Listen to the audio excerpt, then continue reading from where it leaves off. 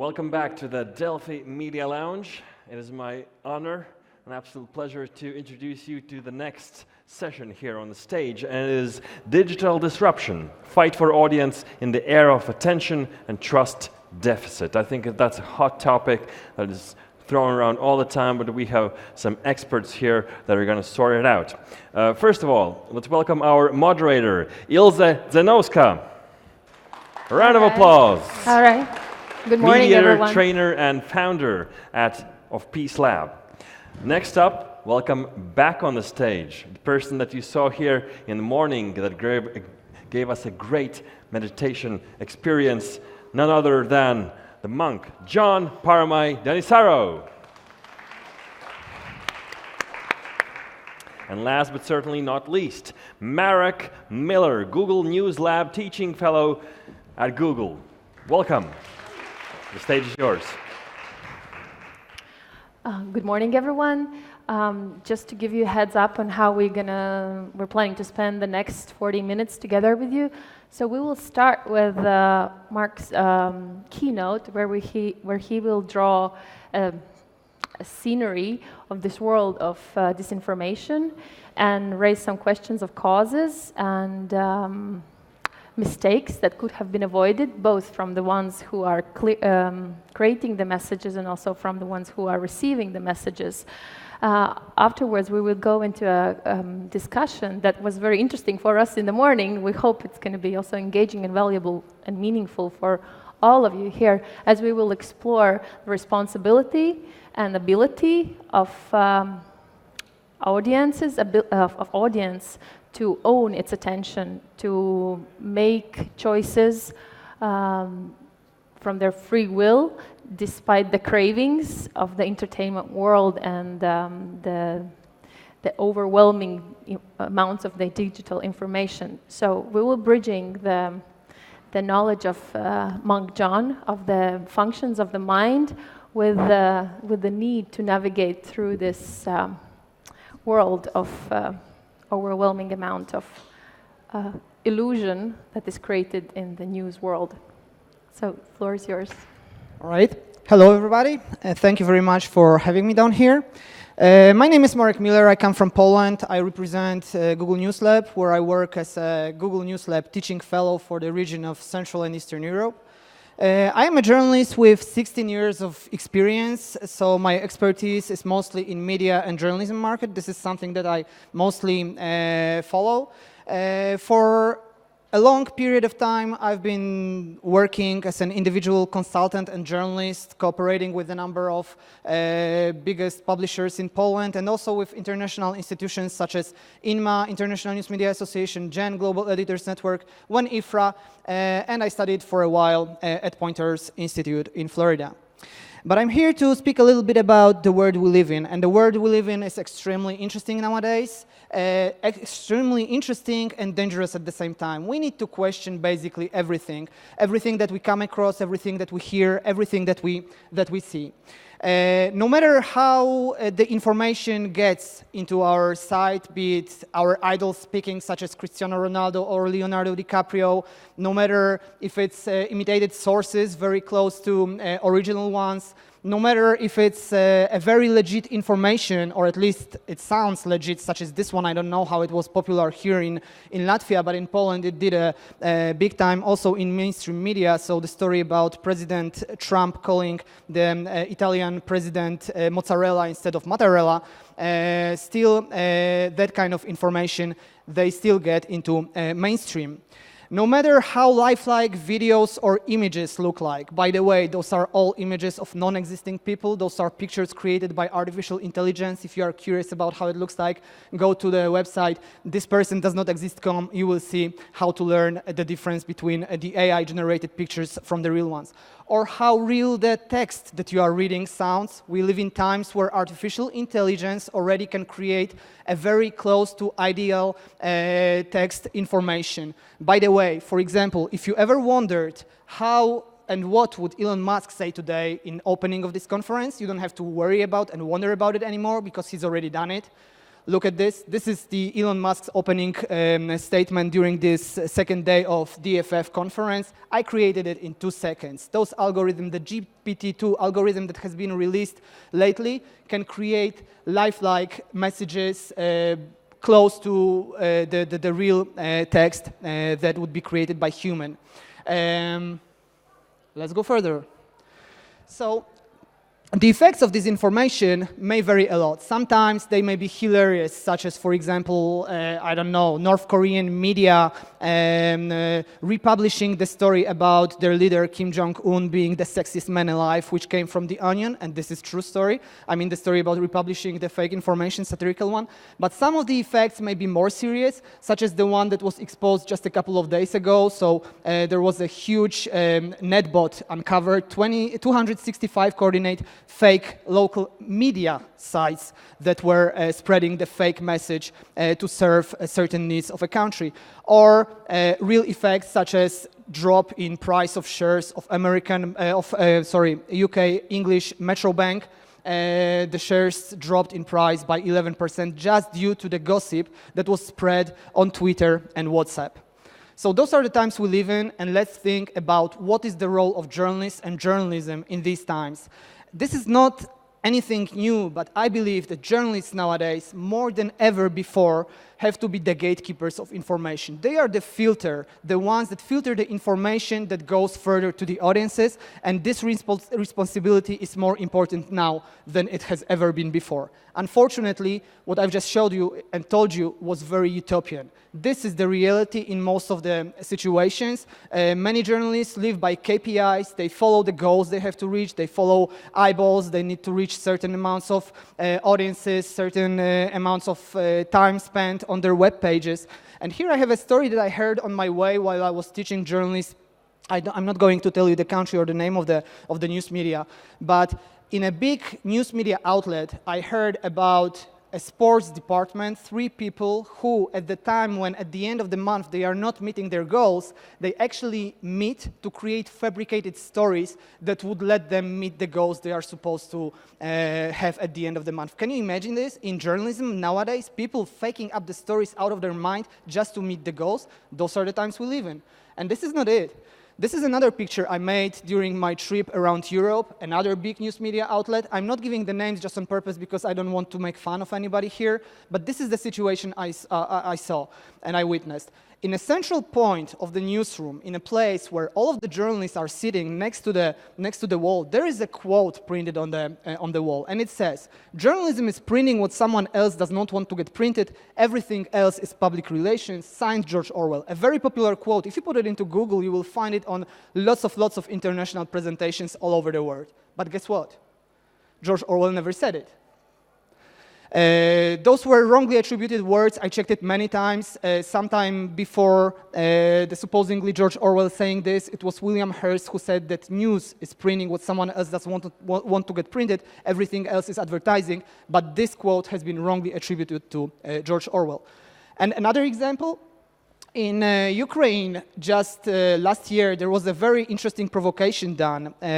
One of the journalists decided to see how much media in southern Ukraine are willing to trust information that was just being created and made up of the mind. So she wrote an email, one-sentence email with, of course, extra text. The email was coming from a domain named nesa.nesaukraine@gmail.com. The email was about some kind of threat, like lightning balloon weather phenomena that was threatening people living in southern Ukraine. She sent it to 160 media outlets in Ukraine, both regional, local, and national ones. And guess what? The result was incredible. Out of 160 media that received this message, 100 believed in it and republished it. Some of the news media outlets, basing on this one sentence only without any kind of verification, made their own infographics on the story. TV stations created, you can see the picture of an anchor who was giving this information with graphically added lightning balloons circling around her. And this was the situation in Ukraine. So journalists have a lot to learn nowadays. Going further. All right. But there is one thing that is up really on stake, and this is the trust in media. This one is unfortunately dropping very, very fast. Those are just the last 20 years in the United States. The drop is huge, from 53% of trust to 41%. If you expand this graph further to the left, you will see that in the past 40 years, the drop was from 72% to 45%. It's incredible. And the same situation is in Europe. In my home country, in Poland, already less than 1 out of 2 people believe in media. In Poland, there was another research done. People trust more things that friends tell one another than they trust TV, radio, internet, or newspapers. This is the reality we live in, and trust is the last thing we journalists have to fight for. So I'm very happy to see the growing number of fact-checking sites, which are very, very helpful. There is a growing movement of fact-checkers all around the world. Fact-checkers are checking the information that can be found on all types of social media. There is factcheck.org, there is, there is Snopes, there is PolitiFact, there is Fact Checker by Washington Post, lots of examples. Fact-checking by agency France Press, lead stories from Belgium, EU versus Disinfo that is supported by the European Commission. This is a great way of helping people understand and finding truth about what is real, what is not. But it's very, very short term. Unfortunately, we tend to remember fake news stories. Even if they are debunked after a year or two, if those stories are matching our worldviews, the way that we consider and see the world around us, we will remember the fake news, we won't remember how it is debunked. There are many studies already done on this issue, and unfortunately this is also a big problem.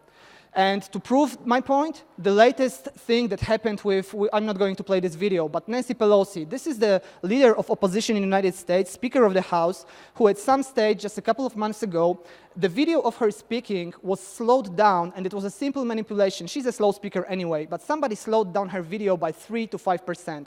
Her words were still recognizable, but due to this manipulation, you would get the impression of this person that she was under influence of some kind of alcohol, drugs, whatsoever. So this was the impression you would get. And even though this video was manipulated, it wasn't taken off by media platforms such as Facebook.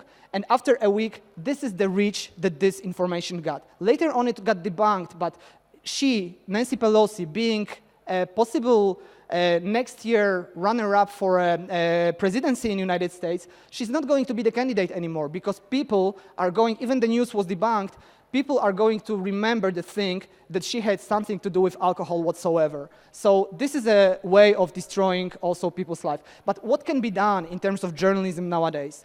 I think that the first step to take is to slow down a little bit, question, and try to find other perspective and see whether there is any kind of other perspective. It can be done in 2 ways. One of them, it's already happening. I'm not in favor of regulations, but this is happening. So many countries around the world already address the problem of disinformation, and countries like Singapore or Malaysia or Germany or United States recently that is forbidding using deepfakes during 60 days before the elections. Those are real actions that are already being taken. Like I said, I'm kind of not in favor of those because if somebody is going to fine somebody for fake news, my question is, who is going to decide what is fake news, what is not?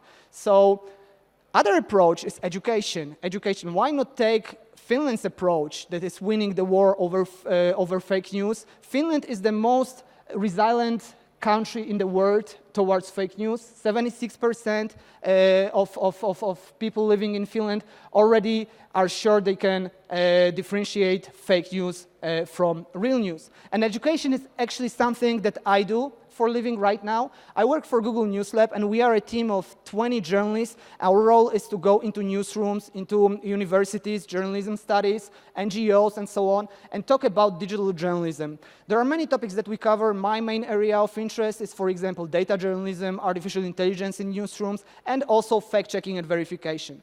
Out of 100 workshops that I've done in the past of 8 months, 85% of requests I had directly from newsrooms were about fact-checking and verification. This shows how important and how big the scale is of the problem, and how even journalists, they ask me directly about coming to their newsrooms and teaching them solutions to stop for a while and start critical thinking. So what I do in the process and I'm going to go through it very, very briefly. in the process of teaching journalists about disinformation and fake news, I teach them how to recognize different types of disinformation, because one doesn't equal another one. There is a huge difference between misinformation, so kind of fake news done unintentionally, not on purpose, and malinformation, which is precise information that is addressed to cause harm and, like, I don't know, blackmail somebody or dox somebody. And on the meeting point of those two, we deal with disinformation. So this is fake and untrue information prepared intentionally to cause harm. And this is what I mostly focus on. I teach how to verify the source. There was a great example of, it happened this year. Somebody in the United States, for some reason, wanted people to believe that their Washington football team named Washington Redskins was changing its name to Red Hawks. And for that reason, they copied entirely, one-to-one, most popular sports websites in the United States. This was the sports section of Washington Post, the Sports Illustrated, and ESPN. All the sites were copied one-to-one except for the content of the article, which was totally fake. So I teach how to recognize such situations. I teach how to see who registered the website. This can be also the information that can be helpful in verification of the source. I teach how to track the history of the website when it was registered. The history of the website is very, very important. I show how to look more into the history, how the website has looked in the past, what kind of topics it was dealing with. Then I also show how to see how many links go into the website and what kind of links those are. I show how to verify images. So if you think this image shows reality, this hasn't been manipulated at all, and this is a real picture without any kind of manipulation, but it's definitely not Prince William showing the middle finger to Londoners. There was another perspective of this picture, very easily to be found, and this is the perspective. Prince William was very happy about having his third royal baby, right? So the perspective matters a lot. I teach how to find that kind of perspective. Recently in Poland, just last year ago, we were celebrating 100th anniversary of our Independence Day. And that was the video that was circulated massively in Poland. Politicians were spreading it all over the media. Also media, national Polish TV was spreading this video on Twitter. And this video was supposedly showing Los Angeles people paying tribute to people living in Poland by creating the longest flag ever with their cars. Just one click only shows that this is nothing else but a regular traffic during Thanksgiving Day in Los Angeles. This is the real situation. Next example, I show how to play with the metadata, how to find information about geolocation in the pictures, how to convert it to real addresses to verify whether the picture has been taken in the exact place where somebody is saying. I show how to, sorry for this, I show how to recognize manipulations of the pictures in a matter of copying and duplicating some elements within the picture itself. I show, finally, how to recognize when there is an extra added element to the picture. And there is more. Videos are a huge platform that is responsible for this information nowadays. So I speak about CGI, the computer-generated images, and how to recognize this technology within videos. I show how to search for information about when the video was created, when it was uploaded, because those information help us also answer the question whether the video is relevant to the story that it's supposed to be showing. I show how to do reverse search on videos. So that kind of tweet showing supposedly Hurricane Dorian coming to the Florida coast, look at how massive reach it had, appeared to be showing just a pure animation that was done many, many months before it. Regular reverse search was very easy to prove this. And I show how to recognize geolocation of the videos and how to put it together in order to verify whether the video is true or not. I talk about the threat of technology, so deepfakes, they are not very popular yet, but they are becoming more and more easy to create. So many people haven't heard about what deepfakes is. If you haven't, take a look at the video, look at the face of the guy, and you will understand what deepfakes are and how big threat it can be to nowadays world. So education is not everything. Google News Lab also goes into partnerships. So a big thing that we did this year was partnership with FactCheck EU. We were fact-checking all the information regarding the European Union election. We partnered with 19 European media in 11 languages from 13 countries, and we were just doing the fact-checking of information regarding the EU elections. We try to elevate this way the quality journalism all over the world. So FactCheck EU is not the only project that we support. We work with it globally. We work with First Draft, which is the most well-known coalition of American journalists fighting disinformation. Together with them, we supported the training bootcamps they organized for journalism, and just this year we helped them organize 4 of them in Milan, Madrid, Frankfurt, and Brussels. A huge effort. Google Newslab also creates special community tools for fighting disinformation. So this is also a solution, a separate search engine for exploring fact checks. In the United States already, if you go to Google most basic search bar, there is a fact check tag. It's coming to Europe at the beginning of next year. If you search for something within the Google search, the first results you are getting are combined with results coming from fact-checking websites. So Google is also doing a lot. And partnerships are very important to us. If you haven't heard of Outriders, which is a great initiative going on, this is a non-profit organization of journalists all over the world. Their latest publication was just published not more than a week ago. A great publication about how vaccines actually work, and it addresses every single issue that was concerning vaccines. Outriders are a group of journalists that are located all over the world, and if you are tired with any kind of information that comes to you through different press agencies, go to Outriders, see how they report things from Syria, from Turkey, from Ukraine, from Brazil, anywhere in the world they have cooperating journalists. And last but not least, we also provide for journalists only a special place to learn the new tools, new technology, everything that is regarding the threat in journalism today. 58 lessons done in a very cool way with quizzes after all, and a very good way of learning. So, wrapping up my story, because on top of everything, when I teach journalists about all of the tools that I just briefly showed you, as much time as I had, I always teach them to stay vigilant and to stay critical towards everything they see, everything they come across. There is this famous quote coming from Thomas Jefferson, who said that the price of freedom is eternal vigilance, and it's hard not to discuss with it. This is a very popular quote that has been put on commercial merchandise, such as mugs and t-shirts and so on and so on. And being vigilant in this very moment would also mean checking up the source whether he really said it, and guess what? He didn't say it. It's another misattribution. It was said by John Philip Curran, which was quite famous in the 19th century, the Irish politician, who really said about how vigilance affects the liberty. So thank you very much for the attention, and I hope really much for the great discussion now. Thank you. Thank you. Thank you for showing us that there actually is a way out if we choose to do it. So I would like to open the discussion and talk about our mind's ability to choose, actually to stay vigilant and to be critical, because it's oftentimes we speak on this surface level, giving the names and suggestions how we should be. But then the next question is implementation. So how can we really implement this critical thinking and vigilance in the conditions where everyone's fighting for our attention? If we talk about the mind, because these days we have a joke in my country that bad news, they are like selling. But so if you're gonna publish bad news, the news agencies will do it for you for free. But good news, then you need to pay for being in the news, something like that. So, and these days we also have in my country as well that the field of journalism is going to be one of the fields that disappeared in a few years because everyone becomes journalists.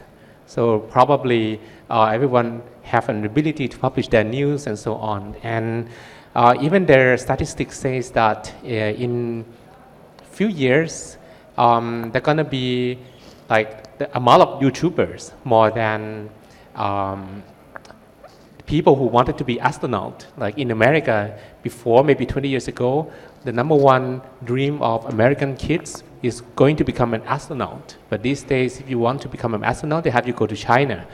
But in America, then kids, they wanted to become YouTubers because that's gonna get them fame and gonna also make them money as well. So we are living in this era where things are changing.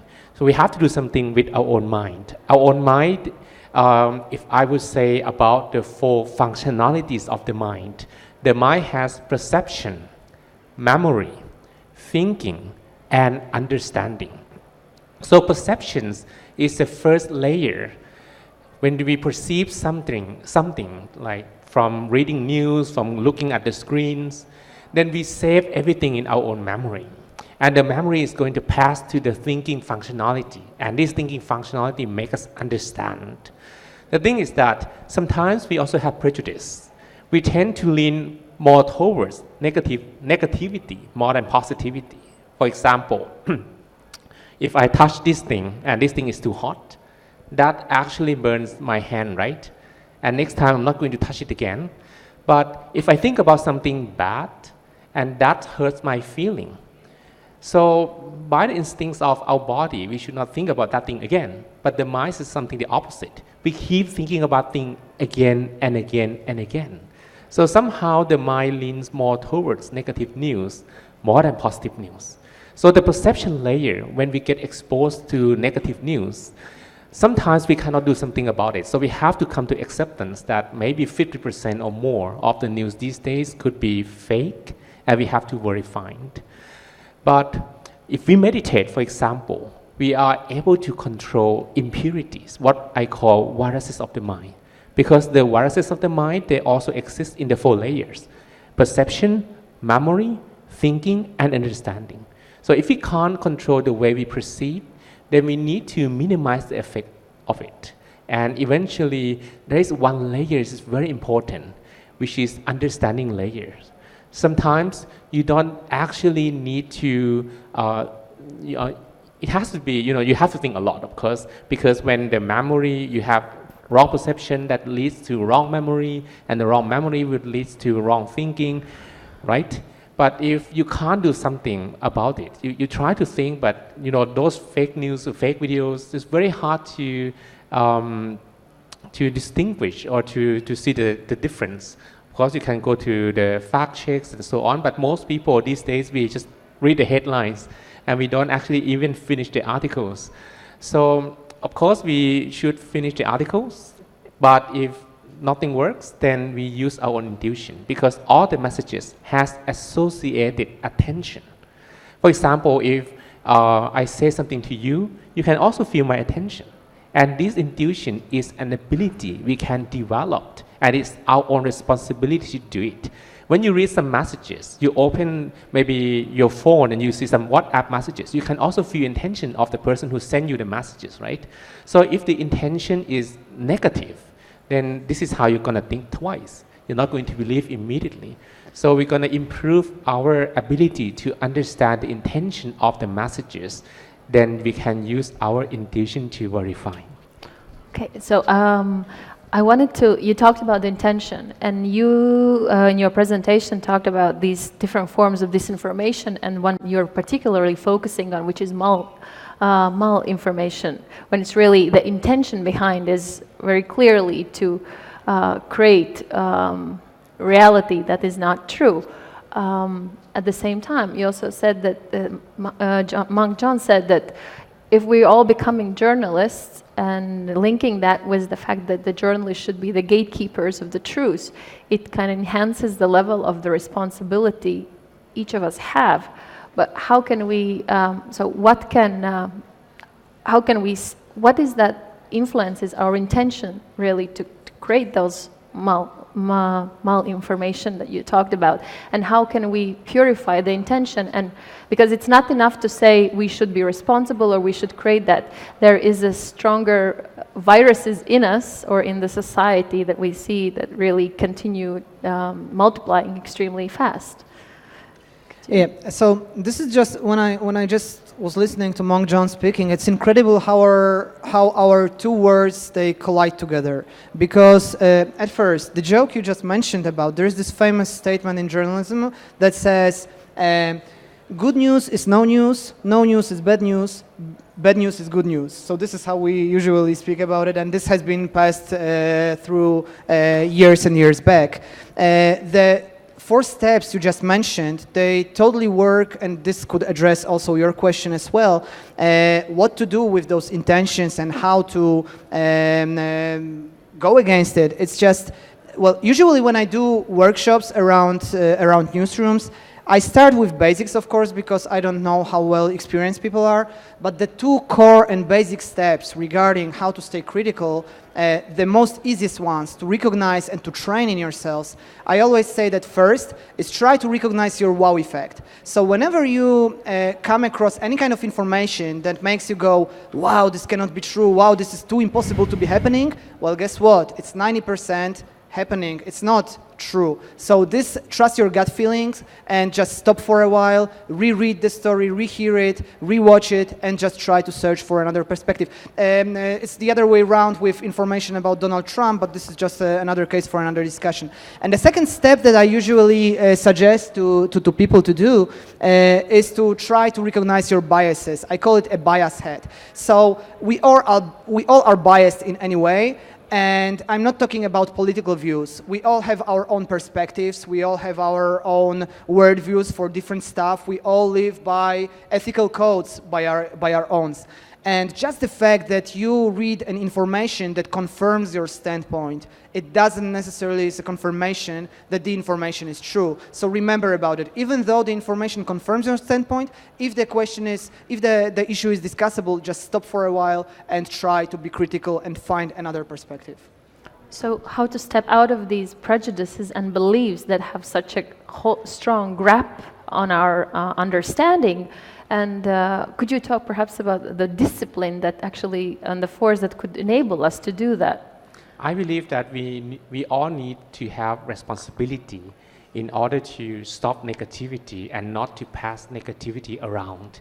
Because usually, when maybe you receive negative energy from someone that's stored in your mind, if you never really release it, it's going to explode and you're going to release to someone. Maybe you're going to yell at some people as well, right? So, for example, ever since my parents, they got access to a smartphone a few years ago, the amount of fake news that I receive is from my parents, actually. They send me every day. They keep forwarding everything, and they didn't even read them.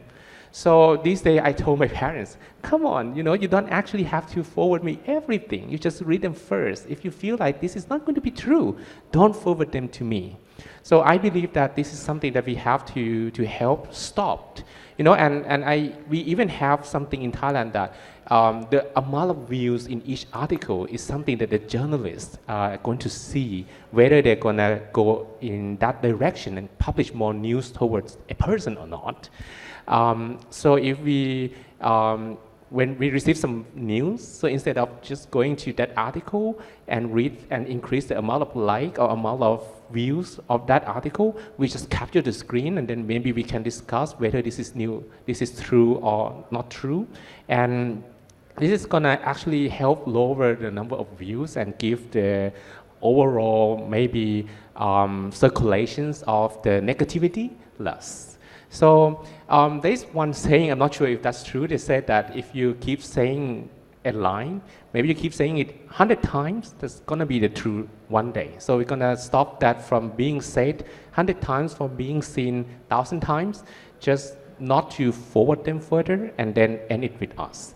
And I think there's also another responsibility in wider level because, for example, Facebook recently announced that they're not going to filter out their election campaign. For example, there is a politician, a journalist. She bought a fake campaign because she wanted to test whether Facebook will do something about it.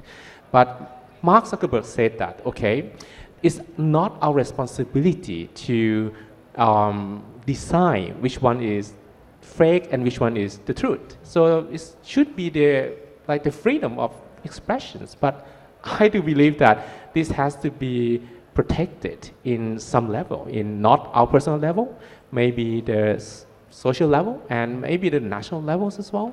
So this is what I believe.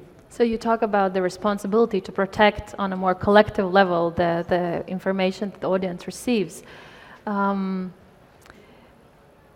Marek, what would you say are the, maybe the main 3 things in this world of craving for KPIs and in this world of craving for entertainment that our minds, both individually and collectively, have, we can do and should do, or why should we do to create or to protect, to be the gatekeepers of the information that proceeds after we have spoken or written it or we have received it?